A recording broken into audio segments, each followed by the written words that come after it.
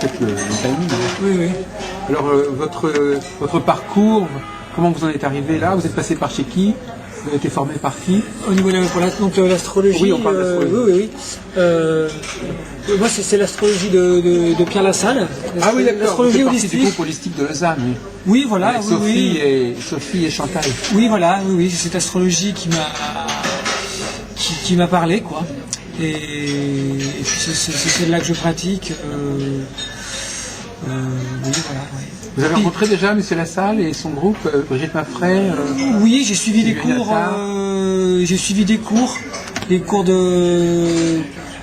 J'avais suivi des cours de base avec une astrologue et puis ensuite les cours de Brigitte Maffray. Oui. Qui est venu ici, les enseigner? Non, moi j'étais allé à Paris. Ah oui, carrément. À Paris, oui, suivre les cours. Et ça m'a bien parlé, parce que c'est l'aspect à la fois d'associer l'aspect ressenti à l'aspect mécanique, compréhension intellectuelle, quoi. Vous avez eu un parcours donc scientifique, d'ingénieur? Oui, voilà. Puis je suis chercheur à l'école polytechnique à l'EPFL. Voilà. Et donc tout à l'heure vous m'expliquiez un petit peu que vous aviez une approche très corporelle de l'astrologie, très sensorielle. Oui, parce qu'en fait, j'ai fait j'ai associé l'astrologie avec l'équilibrage énergétique, dans le sens où je fais des séances par élément, terre, feu, eau ou air, et j'utilise les thèmes astrologiques pour voir si la personne elle a un élément qui domine ou un élément qui manque. Donc si la personne elle manque de feu, donc elle aura du mal à s'affirmer, ben on va faire une séance feu pour dynamiser son feu, donc avec des équilibrages. Les équilibrages, c'est la méthode des polarités. Et quand vous dites qu'elle manque de feu, c'est-à-dire qu'elle n'a pas de planète dans des signes de feu, c'est Exactement, oui. Et pareil, s'il y a un élément qui est trop dominant, on va le plus le travailler là pour le canaliser. Si on a trop d'air, on va beaucoup parler, et donc pour le canaliser. Vous faites aussi des massages du pied, c'est ça? Oui. Ça, alors, oui. C'est plutôt en prélude, c'est ça? Voilà. Pour être en condition. Voilà, donc ça c'est un massage relaxant que je fais pour se poser avant le thème et pour que la personne qui écoute le thème, qui va avant la restitution, pourrait bien lâcher un petit peu le stress de la journée et puis être bien réceptif, comme ça pour pas aborder l'astro qu'avec l'aspect intellectuel, mais plus y rentrer avec le ressenti. Mais j'ai l'impression qu'il y a une espèce de coupure totale entre votre intérêt pour l'astrologie et votre formation scientifique. Ah bah oui, c'est d'autres mondes. Vous ne cherchez pas à les relier en fait. Pour l'instant, j'ai pas les moyens de les relier. C'est-à-dire que c'est des mondes qui sont trop éloignés. Oui, c'est ça. On a l'impression que vous je peux pas les relier pour l'instant. Voilà, oui. Je peux pas les relier parce que l'astrologie est pas reconnue dans le milieu scientifique. Mais vous n'avez pas d'idée de la façon dont on pourrait la relier ou la faire reconnaître? Pas pour l'instant. Je vois pas comment. Pour vous, c'est un objet non identifié. Oui, disons, pour moi l'astro c'est pour me connaître au départ, c'était pour me connaître, et puis ça a été après pour aider des amis à se connaître ou à mettre des mots sur des choses qu'ils ressentent un petit peu. C'est comme un langage de description en fait. Une traduction, une façon voilà, de une dire traduction, les choses. voilà. Comme on a fait aujourd'hui, un peu, on a traduit voilà, la réalité politique dans un langage symbolique. Ouais, exactement. Un langage de traduction, et puis qui est un langage très imagé, et qui permet de faire des ponts entre des choses ou des gens. Et j'aime beaucoup l'astro relationnel. Ça, moi, ça a été une révélation. La synastrie, par exemple? Oui, synastrie, composite. Et ça, c'est quelque chose que je trouve de magique. C'est magique. Ah ouais. Parce que ça, quand on regarde mathématiquement, on fait la demi-somme de deux thèmes. Ben oui. Et on dit, c'est pas possible. On se dit, avec la tête, on dit, c'est pas possible qu'un thème composite dise quelque chose. Et à la pratique, on voit, moi je l'ai fait avec des amis d'enfance, oui. et on voit que ça marche, quoi. Et ça, moi c'est quelque chose que j'aime beaucoup. Pour comprendre les relations, comprendre les points forts, les points faibles, pourquoi ça coince, comment on peut trouver une solution pour que ça... dans des relations. Ça c'est l'aspect je crois que j'aime le mieux dans l'astrologie. Oui, parce qu'il y a un côté mathématique, effectivement. Vous êtes quand même assez séduit par l'idée qu'on puisse réduire la personne à une sorte de graphe, de diagramme. Oui. Et même de le comparer. Enfin, c'est comme si nous avions une sorte de double mathématique. Oui, un miroir. Oui, un miroir mathématique qui nous permettait avec lequel on pouvait mieux travailler qu'avec le modèle c'est une interface en fait. Voilà, et puis c'est quelque chose qui donne beaucoup d'informations, et puis qui est parti, qui est l'empreinte digitale de la personne. Oui, C'est comme voilà. Et ce que j'aime bien, c'est quand on fait un thème, c'est qu'on le fait à deux. C'est-à-dire que le thème, on le prépare, moi je le prépare à l'avance, comme tout astrologue. Et puis une fois quand je vais pour le restituer, je sais que j'ai pas tout. J'ai un bout, et on commence, et puis au bout d'un moment, on rentre dedans, et puis la personne, ça se complète à deux. C'est pas une astro, on va dire, il va vous arriver ci ou ça, il n'y a pas de prédiction dans ce que je fais, mais c'est plus comprendre pourquoi des choses, et souvent le pourquoi, moi j'ai un petit bout, je dis voilà, moi, vous voyez, avec le thème, je vois ça et ça, par contre il me manque ça, et la personne, mais dis-moi, voilà, et on construit à deux. Et c'est ça j'aime bien, parce qu'on respecte la liberté de la personne. Des choses que vous réveillez chez la personne auquel elle n'a pas pensé. Voilà. Et elle finit par trouver. Moi je fais le début, elle finit les phrases des fois. Et ça j'aime bien, c'est construction à deux. Ça c'est quelque chose. Il faut qu'il y ait des gens qui sont plus capables, qui sont plus coopératifs que d'autres. Voilà. Ils ont plus de l'effort de comprendre ce que ça veut dire pour eux, ou à quoi ça renvoie. Ouais. Puis des gens qui ont envie de chercher le pourquoi, qui n'ont pas forcément envie d'un truc tout cuit, mais qui ont envie de se questionner. Donc donc vous avez une idée du client idéal. Oui, mais celui qui est vraiment en empathie avec vous, qui capte ce que vous dites. Oui, et puis qui se capte lui-même, c'est-à-dire qui, dans ce que je dis, va tout de suite sentir, oui, non, ça me parle, par contre, ça, préciser, moi là, je suis pas d'accord. Vous voyez, à la fois qu'il soit flexible, mais qui, à la fois n'accepte pas n'importe quoi. Voilà, qui me pousse à aller plus loin. Oui. Et moi j'aime bien, c'est montrer le thème. C'est pour ça que j'ai le côté visuel. Poser le thème en couleur, et puis dire, comme ça. Voilà ce que le thème il dit. Et puis souvent la personne, quand on regarde le thème à deux,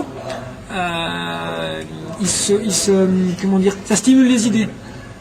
Et comme ça, je suis pas l'astrologue qui a la vérité, mais je suis une personne qui interprète.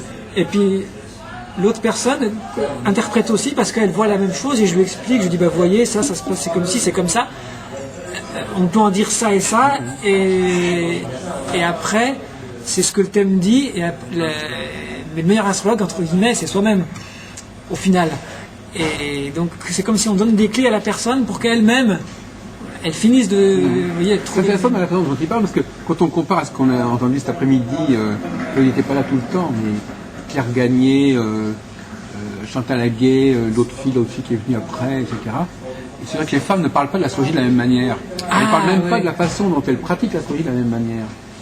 Donc lui, c'est assez complexe son truc. C'est-à-dire, effectivement, il y a un échange, on construit quelque chose ensemble. Effectivement, c'est bien ce que vous dites. Parce que c'est pas... Cet après-midi, j'ai entendu d'autres choses, mais c'était pas tout à fait ça. Mais ce que je dis est des fois un peu... ça marche pas à tous les coups, je veux dire.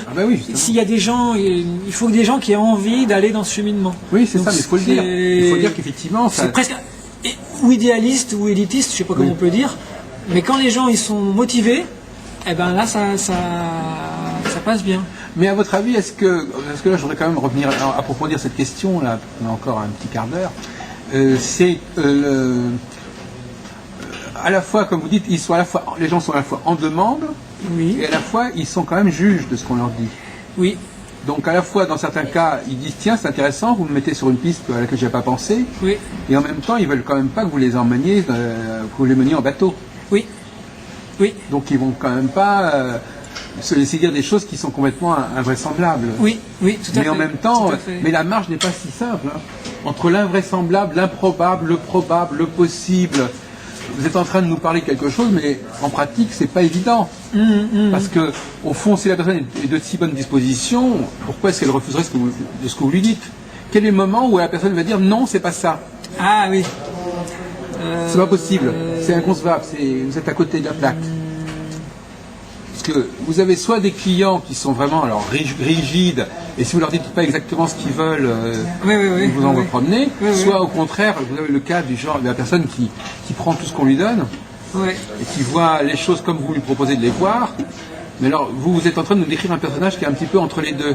Qui a à la fois les qualités et les défauts des deux côtés. C'est-à-dire qu'il à la fois se laisse influencer, à la fois veut pas trop se laisser influencer. Oui. Je sais pas où la personne... Moi, ce qui me gêne, c'est que c'est comme si, par exemple, si me disait cette bouteille, elle est comme ça, bon, on dirait elle est comme ça. Maintenant, décrire quelqu'un, dire il n'est pas vraiment comme ça, qu'est-ce qu'on en sait? Qu'est-ce que vous en savez? Qu'est-ce qu'elle en sait elle-même? Vous comprenez? c'est pas facile. On peut pas une personne, c'est pas une bouteille de Coca-Cola. Non, mais c'est clair. Donc mais... vous pouvez pas savoir exactement si ce que vous dites, vous ne le savez que par le prisme de ce que la personne veut bien vous en dire. Disons, pour moi, le thème, il donne des grandes lignes. Oui, non, mais ça, c'est ce que vous posez. Voilà. Mais maintenant, c'est vous qui le dites. Mais alors, soit vous considérez, alors c'est ça que je vous dis. Alors vous considérez que le thème donne des grandes lignes, et donc il y a une vérité à faire passer à la personne. Il y a des éléments de vérité, mais donc, après, les détails, la précision, ça, je peux pas la donner. Ça, c'est la personne qui la connaît. C'est comme si je donne des vallées. Je dis voilà, vous voyez, vous avez telle vallée. C'est une combinaison de deux ou trois vallées. Parce que le thème, c'est moi, quand je étudie un thème, j'ai une question. Il y a 2-3 axes principaux. Et c'est de dire comment cette personne, elle a choisi d'associer ça avec ça, avec ça. Et ça, pour moi, pendant 2, 3, 4 jours de suite, c'est une énigme, et souvent, je ne la comprends pas. Et au bout de 3... Parce que vous travaillez autant de temps sur un thème. Je reviens plusieurs fois de suite, mais ça, c'est un peu l'astro-holistique, où on revient par couche pour que ça mûrisse. C'est un des principes. C'est comme ça. On revient au moins 3 ou 4 fois sur un thème, avec en 3 ou 4 jours. En plusieurs séances. C'est-à-dire quand on prépare un thème, on revient dessus 3-4 fois, 3-4 jours de suite pour que ça mûrisse. Et ça marche, c'est-à-dire que ça marche. Moi, en une journée, je ne peux pas dire à une personne un bon thème. Il me faut 2-3 jours de suite où ça mûrit, ça mûrit, ça mûrit. C'est une énigme. Moi, je trouve que ce qui est tout à fait intéressant dans ce que vous dites, c'est que d'instinct, vous dites attention, on ne peut pas rentrer dans les détails. Et vous avez raison. Bah oui, parce qu'on se perd. Parce que vous savez, donc c'est ça le problème, c'est qu'il y a des astrologues qui, eux, au contraire, ils vont être fascinés par le fait d'arriver aux détails en disant c'est que dans les détails qu'on arrive à une réalité, alors que vous dites non, il faut rester au niveau des grands axes, au niveau des grands principes, et c'est déjà très bien. C'est ce que j'appelle, moi dans mon langage actuel, j'appelle ça le formel, c'est-à-dire qu'il y a une forme. Il y a une forme qu'il faut mettre en avant. Maintenant, après, comment elle va être vécue, comment elle va être appliquée, l'astrologue doit rester un petit peu en retrait. Tout à fait d'accord. Mais ça, c'est l'instinct. Moi, je travaille beaucoup sur la notion d'instinct. Vous, en tant qu'homme, instinctivement, c'est comme ça que vous voyez les choses. Une femme qui apporte l'astrologie, instinctivement, elle va travailler autrement. D'accord. Vous, instinctivement, vous allez dire, bon, attendez, restons au niveau où les choses peuvent se dire et rentrons pas dans la galère du détail. Et les femmes, elles vont tête baissée dans le détail. Mais je sais pas, Oui. Mais en même temps, ça donne, quand on y va comme ça, la personne qui veut trop de détails, elle sera déçue. C'est-à-dire, on ne peut pas donner beaucoup, on donne des grandes lignes, et puis après, on essaie de donner comment associer ces grandes lignes. Vos autres collègues, ils parlent comme vous, ils pensent comme vous, est-ce que vous avez remarqué justement? Ah bon, donc vous n'êtes pas sûr. Ça, c'est pas quelque chose que vous avez reçu dans l'école, c'est ce que vous avez apporté vous-même. Moi, là, je vous parle de ma façon de le pratiquer. Non, mais justement, qu'est-ce que vous avez entendu? Qu'est-ce qu'on vous a enseigné? Et qu'est-ce qu'on vous dit? Et qu'est-ce qui se dit autour de vous? Oui, moi, dans ce qu'on m'a enseigné, il y a beaucoup l'aspect, il y a quand même des éléments de ce que je dis là. Il y a l'aspect synthétique, l'aspect voir ce qui se répète et pas s'attacher à des détails. Et ça, c'est quand même des aspects de cette astrologie-là. Ça, vous le dites, ça? Oui. Et puis, il y a beaucoup l'aspect cœur qui fait qu'on rassemble et qu'on fait la synthèse. Donc, toujours cet aspect ressenti, cœur, pour faire cette synthèse et prendre de la hauteur. Et qui va un peu avec l'aspect spirituel où on prend cette hauteur. Oui, c'est l'astrologie de Philippe Lassalle, de Pierre Lassalle, c'est ça. Et moi, je sais que la pratique méditative, de travail sur soi, que je fais, c'est suite à ça que maintenant j'ose faire l'astro. Pendant pas mal d'années, j'avais pas assez de ressenti et je me disais non, je suis pas capable. Et maintenant, je commence à avoir ce ressenti sans dire que je vois tout, mais juste que je veux plus à l'essentiel. Voilà, c'est ce que j'essaye. Est-ce que vous êtes d'accord avec ce qu'il dit plus à... Je sais. Il a une approche. Non, parce que je voudrais justement vérifier que si vous avez la même sensibilité ou pas. Enfin, je ne sais pas. Parce que lui, vous savez, il est psychologue. Enfin. D'accord. D'accord. Donc, rappelez. Attendez, on va résumer un petit peu ce que vient de dire M. Josserand. La notion de grande ligne. Oui, est-ce que vous accrochez? Alors, pour lui, là, on peut pas aller au-delà des grandes lignes, en fait, quelque part. Pas par l'astrologie. En tout cas, l'astrologue, au départ. Voilà. Pour moi, c'est essayer de... Dans un thème, il y a des combinaisons de grandes lignes, de 3 axes principaux. Et moi, ce que je disais, c'était d'essayer de trouver comment la personne peut associer ces grandes lignes. Et puis après, elle, en discutant, elle va plus donner les... Oui, il y a plusieurs Ou dominants. l'ascendant, ben non, c'est ça les grandes lignes ou bien? Non, mais pour moi, les grandes lignes, c'est déjà le soleil. Donc, c'est la première couleur. Soleil, la position zodiacale, vous voulez dire le Oui, soleil? le signe, quoi. Oui, c'est le ça. signe de la personne. Après, il y a l'axe des nœuds lunaires, le but de vie, quoi. Ça, c'est un deuxième axe. Bon, l'ascendant, hein, oui, tout à fait. Oui, il y a des concentrations planétaires peut-être. Voilà, après, voilà, tout à fait. Après, la planète dominante, qui résulte un petit peu de ça. Voilà, c'est un petit peu les... Non, mais ce qui est intéressant, c'est pas ça, c'est que... donc, Mais ça, comment les grandes- associer tout ça Non, mais, ensuite oui, non, mais la question, c'est que, vous appelez ça les grandes lignes, et pour Ouais. certains astrologues, ces grandes lignes, ça va très, ils veulent que la personne corresponde exactement à ça. Ah oui, alors moi, non. Non, Ça. non. Par exemple, dans cette astrologie, Faut faire il y attention. a une... On peut avoir les Il y a mêmes l'axe, outils, on peut le avoir les mêmes soleil, c'est outils, un mais axe, pas avoir par les mêmes exemple. approches. Je pense que c'est... En tout cas, moi, dans mon approche, je ne vais pas toujours beaucoup dans les détails, parce que je ne me sens pas capable. Et d'une Alors, certaine manière, il- est-ce que finalement, excusez-moi de vous couper, Oui. est-ce que finalement, vous n'essayez pas la personne aussi qu'elle se rattache aux grandes lignes?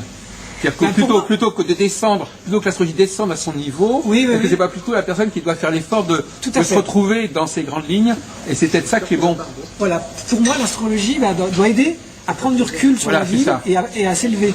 Et Voilà. il y a d'autres astrologies qui vont dans le détail, qui sont bien aussi, Oui. qui sont complémentaires, ou là, qui vont plus résoudre des choses pratiques. Voilà.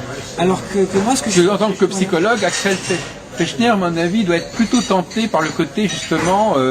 C'est d'ailleurs ce que disait Jung. Jung disait, moi je fais de l'astrologie quand j'arrive pas à trouver, quand je retombe sur un cas particulier, un cas spécial, je fais de l'astrologie.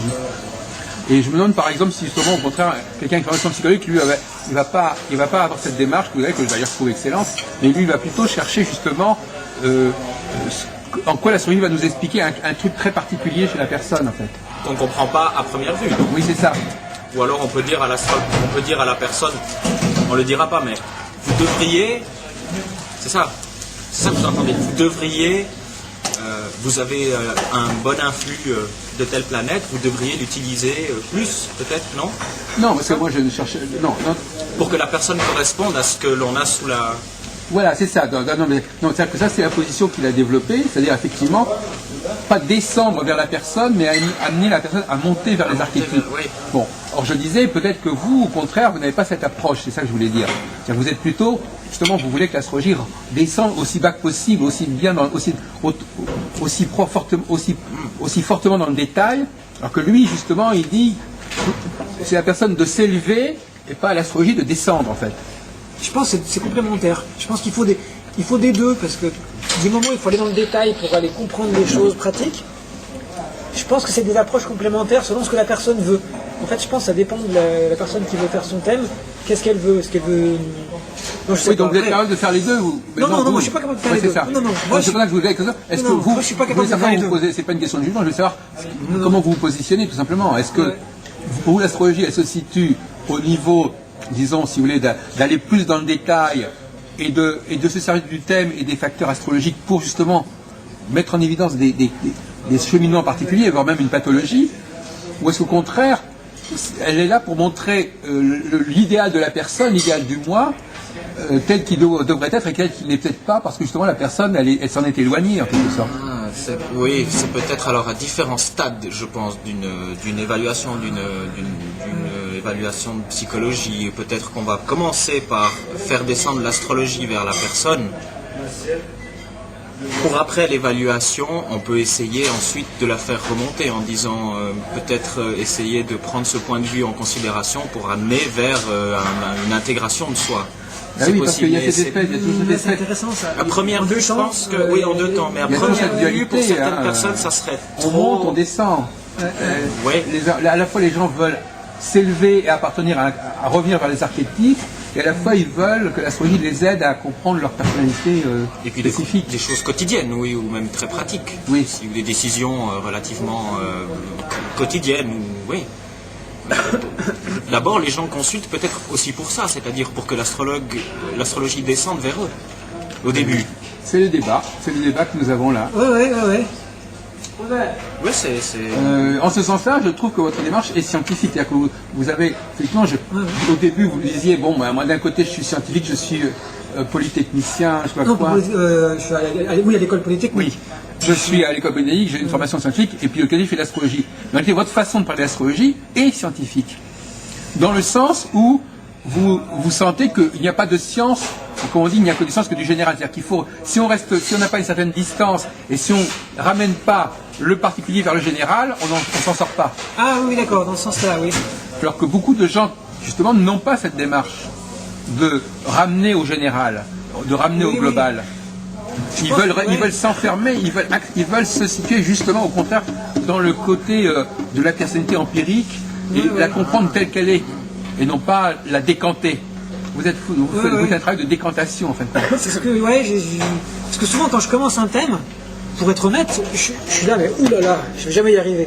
C'est pour ça que j'ai mis beaucoup de temps à me dire astrologue, à dire, bah voilà, je me lance.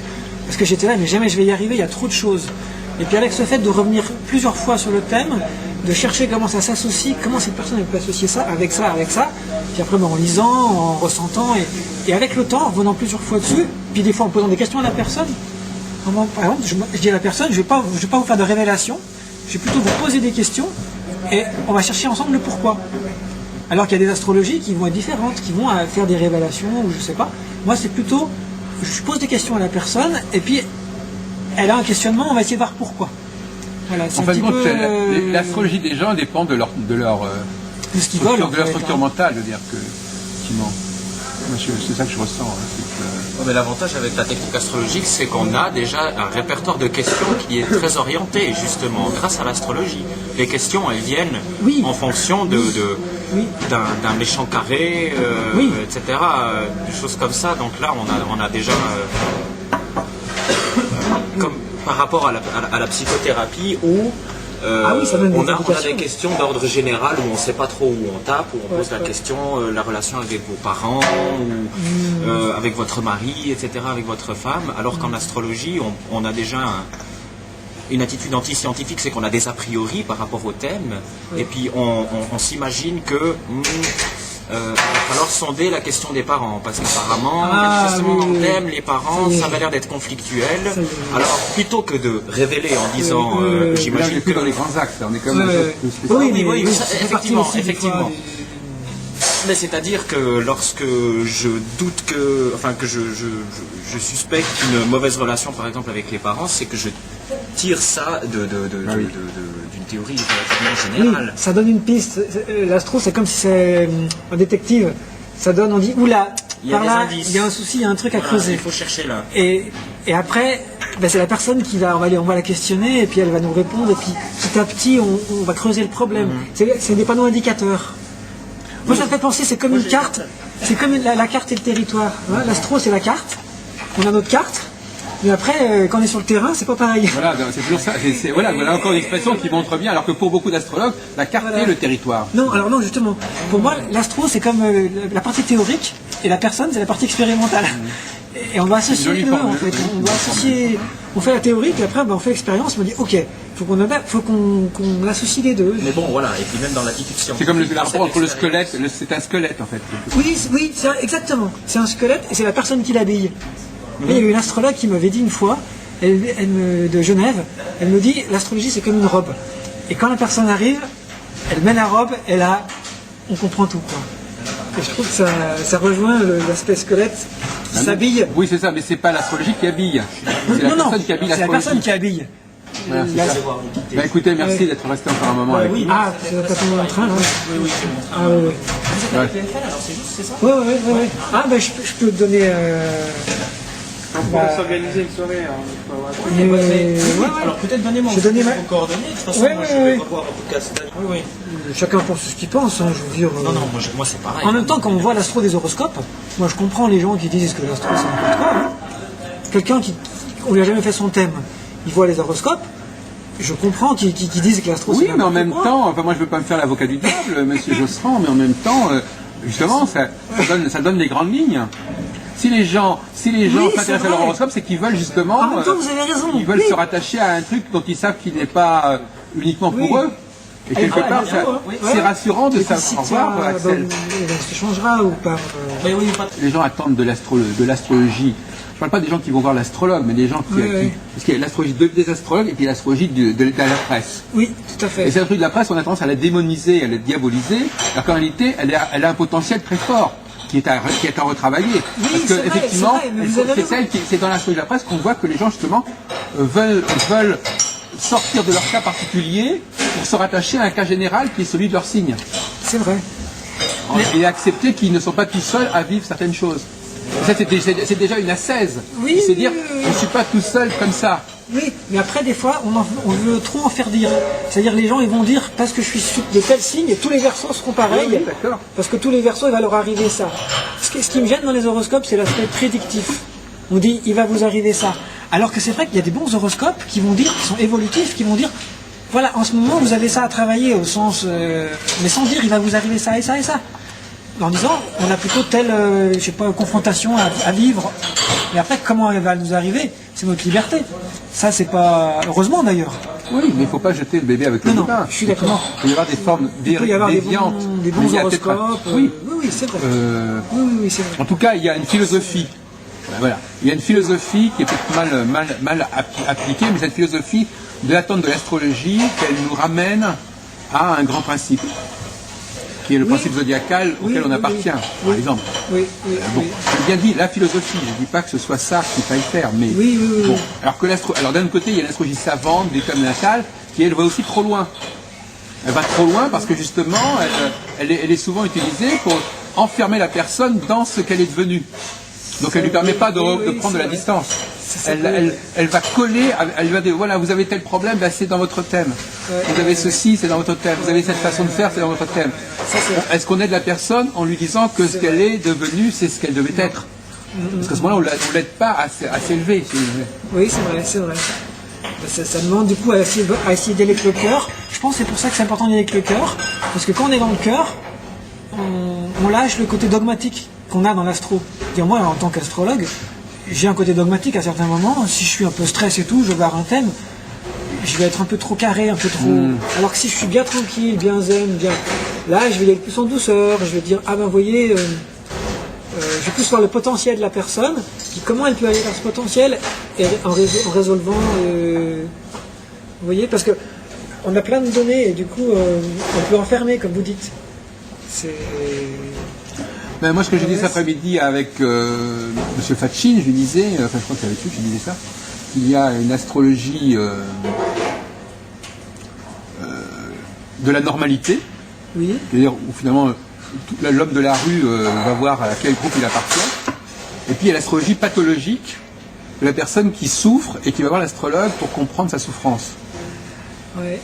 C'est-à-dire qu'il y a plusieurs problèmes. Il y a l'astrologie de l'angoisse métaphysique, c'est-à-dire qui suis-je simplement, mais qui est une angoisse finalement soft, c'est-à-dire voilà, bon, savoir à quoi m'attacher. Et puis il y a l'angoisse lourde de la personne qui souffre et qui veut comprendre complètement qu'est-ce qui lui arrive, pourquoi ça lui arrive. C'est une astrologie plus lourde, plus hard. Oui, d'accord. Il est évident que quand quelqu'un passe de l'astrologie des horoscopes à l'astrologie du thème natal, on est dans l'astrologie hard. C'est-à-dire qu'on est dans une astrologie beaucoup plus lourde. Ouais, peut-être que c'est après. C'est comme de passer d'une drogue douce à une drogue hard.